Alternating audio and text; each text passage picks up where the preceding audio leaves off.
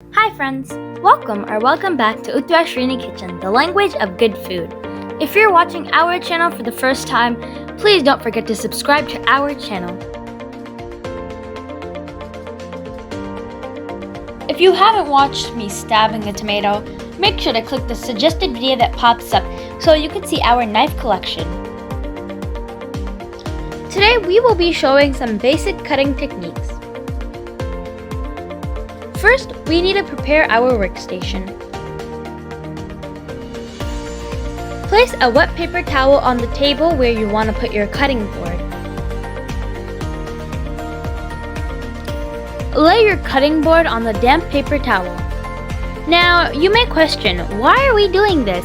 Some may know the answer, but let me explain to you. The reason we're doing this is so you could prevent the cutting board from sliding around you. The first cut we're going to be doing is dicing. Now we're going to first do a small dice. For dicing, we are going to use a carrot. First, you're going to peel it. We are going to be using a chef knife. Let me tell you how to hold a knife properly. Pinch the base of the blade with your thumb and index finger. Curl your other 3 fingers around the handle. Squeeze the handle firmly so the knife doesn't move around. Curl the fingers on your non-dominant hand into a claw. Press the side of the blade against your knuckles. Cut the side so the carrot doesn't roll while dicing.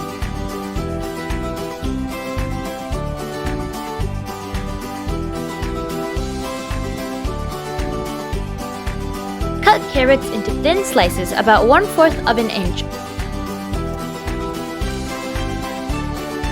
And let's cut the slices into 1/4 long strips. This is a Julienne cut. Rock the knife blade forward to cut through the ingredient, which in our case is the carrot. Move your guide hand backward as you're cutting. Now let's cut these long strips into 1/4 inch cubes.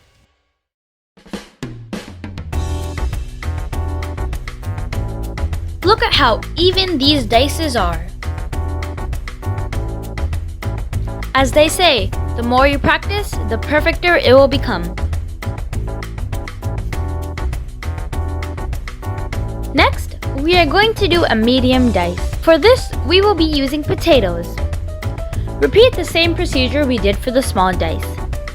Except here, we will slice 1/2 inch slices because a medium dice is about 1/2 inch cubes. What day do potatoes hate?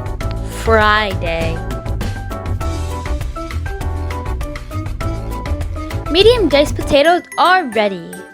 Now it's time to do a large dice. For this, we're going to be using a cucumber, one of my favorite vegetables. Have you watched our vegetable picking video?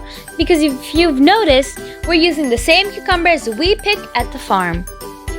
If you've missed it, make sure to click the suggested video that pops up so you can see the different types of vegetables we picked. Repeat the same procedure we did for the small and medium dice.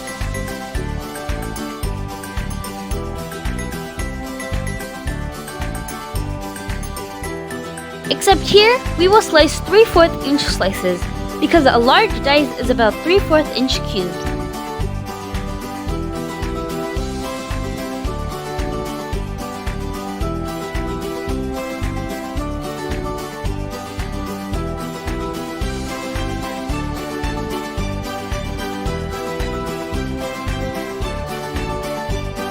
Large diced cucumbers are ready.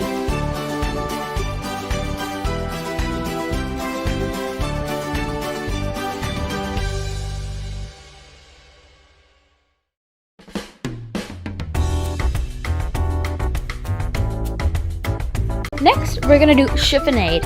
Now, I know it sounds really fancy, but the cut is actually pretty cool. This cut is for any kind of food that is a leaf. For this, we're gonna be using some of our freshly picked water greens, also known as Malabar spinach. Stack a couple of leaves.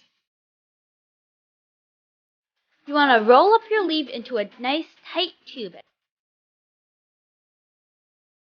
Cut across the tube to get long strips of the leaf.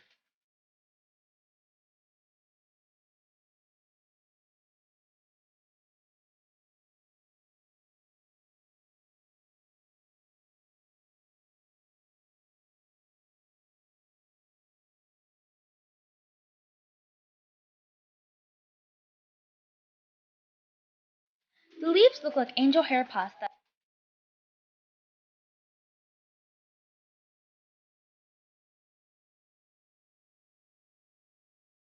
You can also chiffonade without rolling them like this. Simple. Stack leaves and cut through into thin slices. Still, you will get the same cut.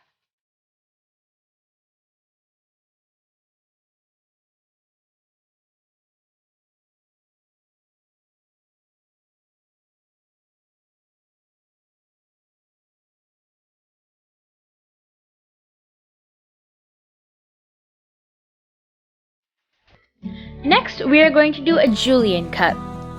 For this cut, we're going to use an onion.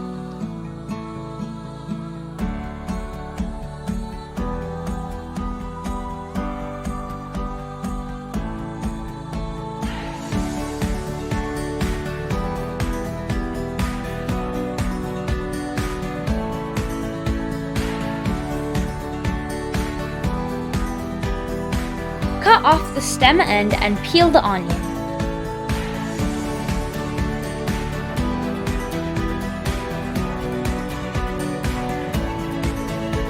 Stand the onion on one of its ends and cut it in half. Position the onion in the center of your cutting board, cut side down. Since the onion is round, angle your knife sharply and begin cutting matchstick-sized pieces.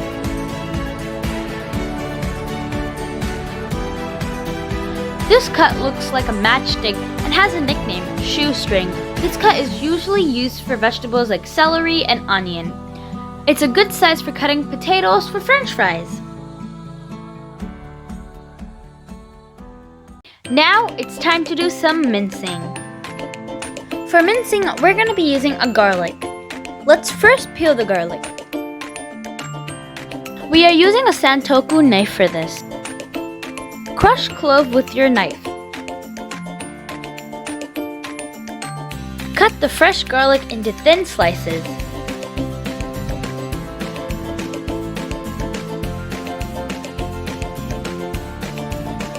Place your free hand on the top of the blade, near the tip with the fingertips touching the edge to help secure the knife. Rock the knife up and down, from left to right, back and forth, in a fanning motion until chopped or minced to desired size. This is a fine, non-uniform cut. It's good for garlic, parsley, herbs, and nuts. The tip here is to keep cutting and chopping until you think you're done. Last but not least, we're gonna slice the tomato. Now here's a quick tip. You always want to use a sharp knife unless you want to stab your tomato like I did. Serrated knives are the best to slice tomatoes. Since we love our santoku knife so much, we're going to use it to slice the tomatoes.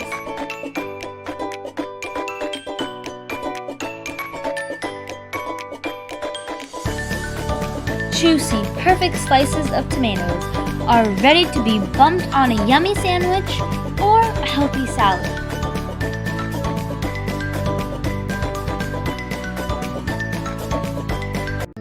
And there you have it. Now you have learned the different types of knives and how to cut your fruits and vegetables the proper way. Now, the key ingredient to cutting a tomato is not to put your anger in the tomato, but to make sure you have a nice sharp knife. If you have any recipe requests, comment down below and we'll be happy to make them. We hope you enjoyed this video. If you like our channel, please like, share, comment, subscribe, and don't forget to click the notification bell to receive our updates. Catch you soon in our next video. Bye!